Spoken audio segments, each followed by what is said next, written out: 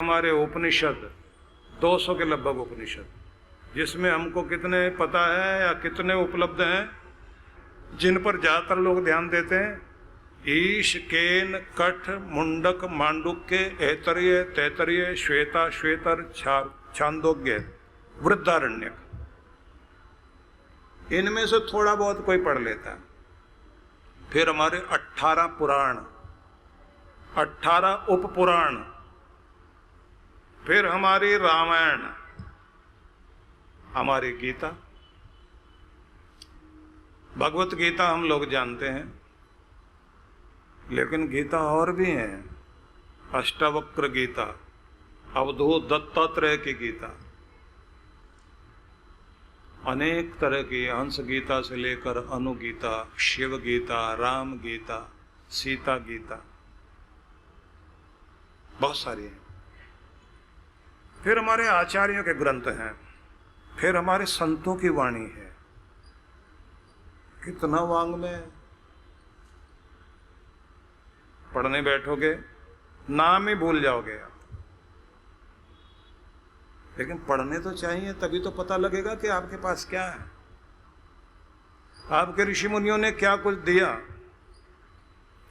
तो मैं आपसे ये बता रहा था कि जब आपके जीवन में कभी सत्संग शुरू होता है तो वो भी ऐसे नहीं शुरू होता। आपके पिछले जन्मों के संस्कारों का प्रभाव आता है, तो हजारों में से कोई एक जागता है जो इधर आता है। और जब इधर आएगा तो उम्र कोई भी हो सकती है, कब आपके भाग्य में वो चीज जागृत होती है। हाँ, सौभाग्यशाली वो हैं जिनको छोटी उम्र से ही ये लगन लग जाए। लेकिन जैसे ही आपको लगन लग जाए तो फिर आप अच्छे श्रोता बन जाओ। कान से सुनना तो है ही, मन से भी सुनना, दिमाग लगाकर भी सुनना, भावनात्मक ढंग से भी भाव विभोर होकर सुनना। भाव विभोर होकर सुनने का मतलब होता है कि जैसे एक नेत्रहीन व्यक्ति अपने पोते को लेकर के आता था सुनने के लिए और सुनाई भी देता था ऊंचा, तो किसी ने पूछ लिया कि आने का फायदा, तुम तो देख भी नहीं पाते। बोले मैं नहीं देख पाता, गुरु तो मुझे देख रहा है ना। पर तुम्हें तो ठीक से सुनाई भी नहीं देता। बोले मैं स्पीकर के पास में बैठ जाता हूं। और एक फायदा और है, मैं बच्चे से अपने बोलता रहता हूं, जो पोता आता है ना, बेटा मुझे समझाना क्या बताया। तो ऐसे जब वो मुझे समझाने लगता है तो मुझे ये समझ में आता है, मुझे समझाते समझाते उसको भी समझ में आ रहा है, एक न एक दिन संग का रंग तो लगेगा ही। क्योंकि मैं दिमाग से कम सुन रहा हूं, दिल से ज्यादा। भावनात्मक रूप से भी श्रोता बन जाए ना आप। वेदों में लिखा समश्रुतेन गमे महि मां श्रुतेन विरादसी। समश्रुतेन गमे महि, जो सुन लिया है, समझ लिया है, वो जिंदगी का हिस्सा बन जाए। मां श्रुतेन विरादसी, और जो पवित्र ज्ञान मैंने सुना, मैंने समझा, जिंदगी उसके हवाले कर दूं और फिर उससे विपरीत न चलूं। भावनाएं जब जाग जाती है ना, तो जैसे रैदास बैठे अपने काम करते करते अपने प्यारे के साथ, जैसे कोई बात करता है ना, ऐसे बात करते हुए गाते थे। उनका गाने का ढंग ही ये था कि जैसे उससे लो लगी हुई है और उससे कुछ कह रहे हैं, बहुत जन्म बिछड़े हो माधव, ये जन्म तुम्हारे लेखे, न जाने किस जन्म में तुम बिछड़ गए थे मुझसे, अब इस जन्म में तेरी याद फिर आ गई है, फिर तेरी लगन लग गई है। अब ये जिंदगी मेरी नहीं है माधव, ये तो मैंने तेरे हवाले कर दी, अब तेरी हो गई। तेरे गीत गाएंगे, तेरी बात करेंगे, तेरी चर्चा करेंगे, तेरे लिए जिएंगे, तेरे लिए करेंगे, तेरे लिए रहेंगे इस दुनिया में। ये है दिल से सुनना। हो गए तो हो गए, रंग में रंग गए। और जब ये स्थिति आ जाती है तो उसके बाद फिर साधक बनकर आप साधना करने लगते हैं। और जब साधना करने लग जाएं तो फिर जब शुरुआत होती है यहाँ से, कृष्ण भगवान जब ये कहते हैं मनुष्याणाम सहस्रेषु कश्चित यतति सिद्धये, तब कोई कोई हजारों साधकों में से होगा जो सिद्धि के लिए कोशिश करेगा, सफलता के लिए। वो कहेगा पूरी ताकत लगा देनी है, अपने तन की, अपने प्राण की ताकत, अपने मन की ताकत, पूरी एकाग्रता और अपनी बुद्धि का भी प्रयोग। बुद्धि का प्रयोग कैसे? कि थोड़ी सी चालाकी चाहिए। दारा शिकोह थे ना औरंगजेब के भाई, हिंदू संस्कृति से बहुत प्रभावित थे। हिंदुओं के ग्रंथ पढ़ नहीं पाते थे तो ब्राह्मण को बुला के उससे कहते थे तुम सुनाओ। तो एक वर्णन आता है कि लाल जी महाराज से उन्होंने कहा कि मैं कुछ सवाल करूंगा, आप जवाब देना। एक सवाल किया उन्होंने लाल दयाल से, बाबा लाल दयाल से, कि किसी साधक की और फकीर की चालाकी क्या होती है? वो भी तो चालाक होता है ना। तो बाबा लाल दयाल ने जवाब दिया कि दुनिया के सामने वो जो रहेगा ऐसे जैसे वो कुछ है ही नहीं, अपनी सिद्धियां भी छिपा लेगा, अपनी महानता छिपा लेगा, जिसके कारण दुनिया का भला हो रहा हो, जिसके छाया में बैठने से भी लोगों का कल्याण हो जाता हो, बस वो ऐसा दिखाएगा भाई मेरी तरफ से कुछ नहीं हो रहा, तुम्हारा कर्म ही सब कुछ कर रहा है। चालाकी में अपने को छिपा के रखता है, दुनिया के सामने इस तरह रहेगा कि दुनिया पहचान ना सके।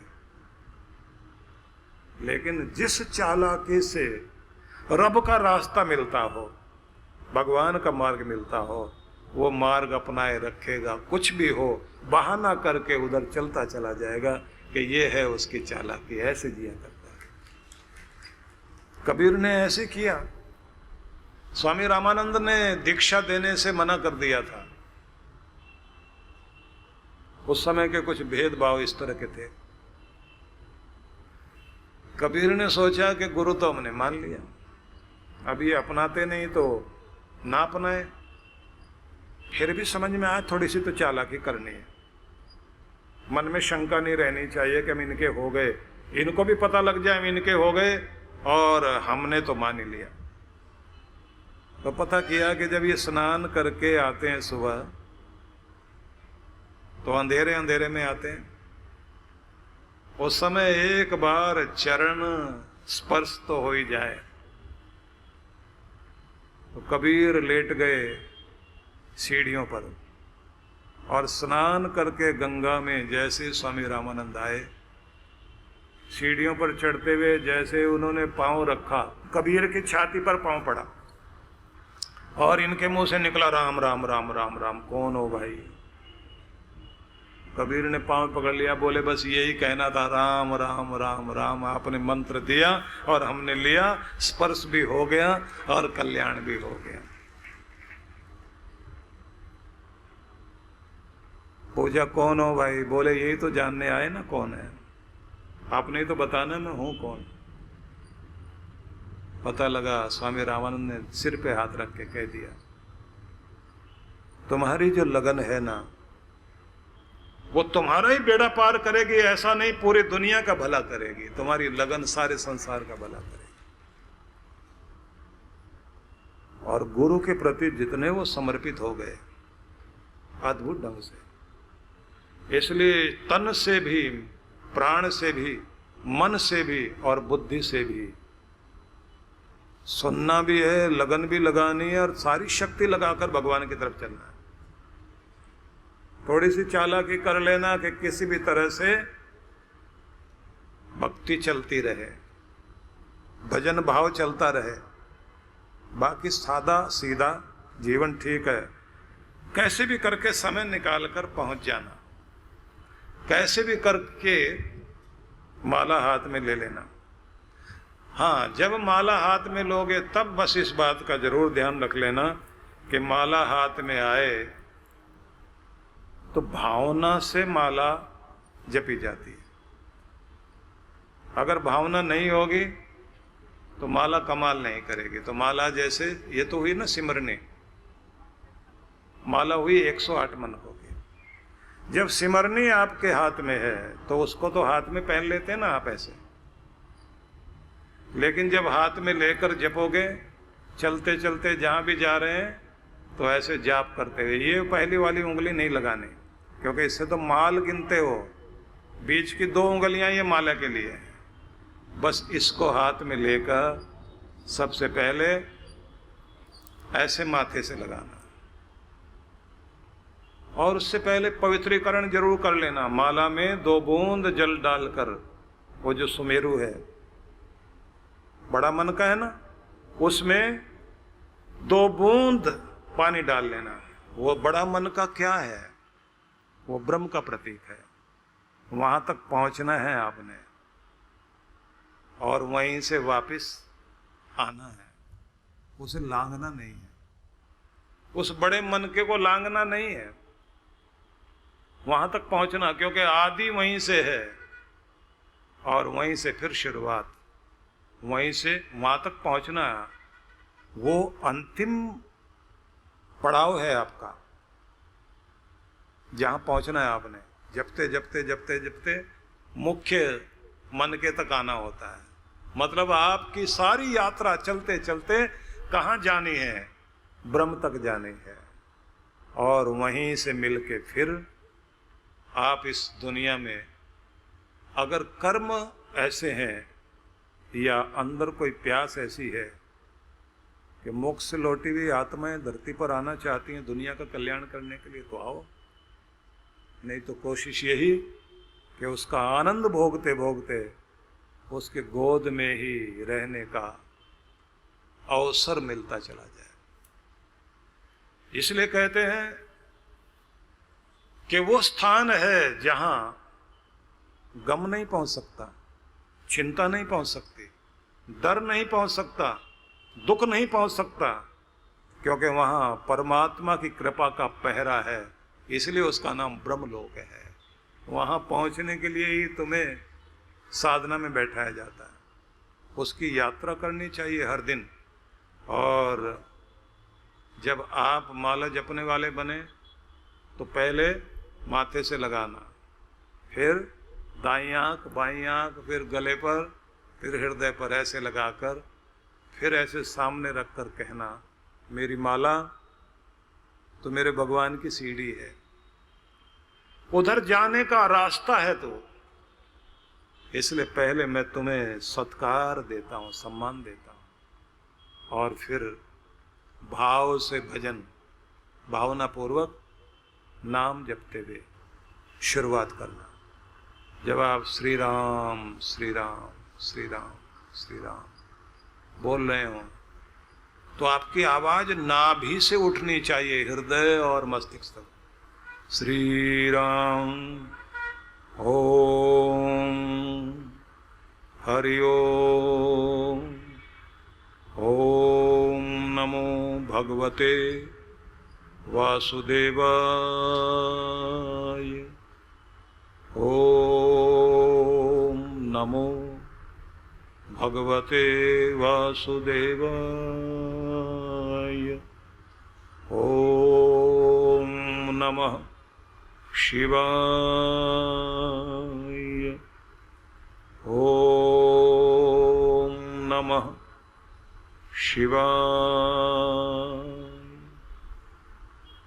आपकी आवाज किसी को सुनाने के लिए नहीं है, लीन होने के लिए है, कि आप तल्लीन हो जाएं। थोड़ी देर जपा हुआ आपका मंत्र तरंगे ब्रह्मांड तक फैल जाएंगे और कॉस्मिक एनर्जी आपके सिर के चारों तरफ चक्कर लगानी शुरू करेगी। और जैसे माथे पर एकाग्रता धारण करोगे तो भाग्य जागना शुरू हो जाएगा। और जैसे उसका फैलाव होगा तो कालापन बाहर निकलना शुरू हो जाएगा, मतलब दुर्भाग्य निकल रहा है, सौभाग्य बढ़ रहा है। ये एक भक्त का भाग्य ऐसे उसके नाम जपने से जागृत होता जाता है। इसलिए जहाँ बैठो श्रद्धा से जपन पूजन करते चले जाओ। आपकी भक्ति केवल आपको ही निहाल करेगी, माला माल करेगी ऐसा नहीं, आपकी पीढ़ियों को भी तारने वाली बन जाएगी।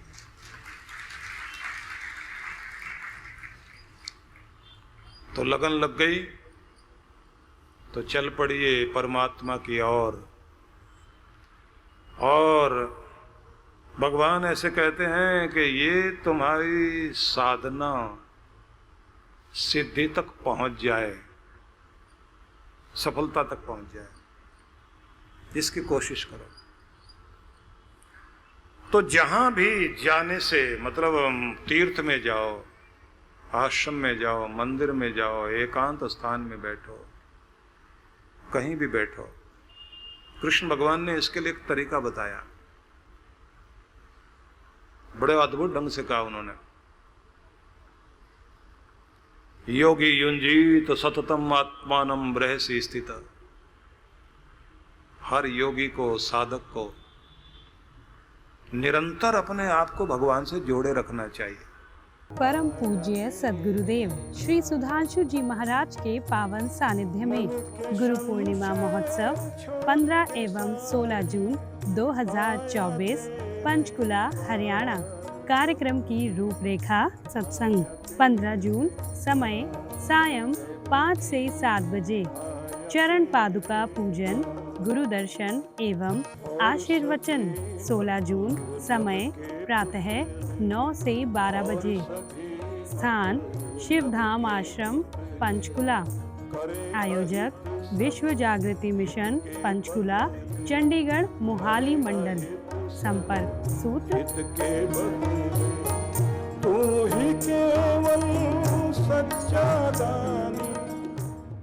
गुरु बिन ज्ञान न होत है, गुरु बिन दिशा अजान, गुरु बिन इंद्रिय ना सधे, गुरु बिन बढ़े न शान। जीवन का पथ जहां से शुरू होता है वो राह दिखाने वाला ही गुरु होता है। गुरु ही वो शख्स हैं जो आपके और परमात्मा के बीच बांध का काम करते हैं और आपको उनसे साक्षात्कार करवाते हैं। हम ऐसे प्यारे गुरुवर को शत शत नमन करते हैं। परम पूज्य सद्गुरुदेव श्री सुधांशु जी महाराज एवं डॉक्टर अर्चिका दीदी जी के पावन सानिध्य में 18 से 21 जुलाई 2024 गुरु पूर्णिमा महोत्सव। मान्यता है कि इस दिन गुरु के दर्शन मात्र से ही आपका भाग्य बदल जाता है और यदि गुरु की मेहर भरी नजर आप पर पड़ गई तो आपका कल्याण निश्चित है। आइए इस दिन गुरु की विशेष कृपा पाने के लिए जुड़े हमारे साथ। कार्यक्रम की रूपरेखा शुभारंभ 18 जुलाई साय 5 बजे से सत्संग, 19 जुलाई प्रातः 8 से 10 बजे गुरु मंत्र सिद्धि साधना, साय 5 बजे से सत्संग, 20 जुलाई प्रातः 8 से 10 बजे गुरु मंत्र सिद्धि साधना, 10 से 11 बजे तक गुरु मंत्र दीक्षा, 11 बजे से दिव्य शक्तिपात क्रिया, साय 5 बजे से सत्संग, 21 जुलाई प्रातः 8 बजे से गुरु दर्शन एवं गुरु पूर्णिमा सत्संग। स्थान शक्ति टेंट द गोल्डन डेकोर, नजदीक जापानी पार्क, सेक्टर 12, रोहिणी, दिल्ली 110085। आयोजक विश्व जागृति मिशन। ऑनलाइन ऑफलाइन गुरु मंत्र सिद्धि साधना के लिए संपर्क करें। आप सभी इस कार्यक्रम में सपरिवार सादर आमंत्रित हैं।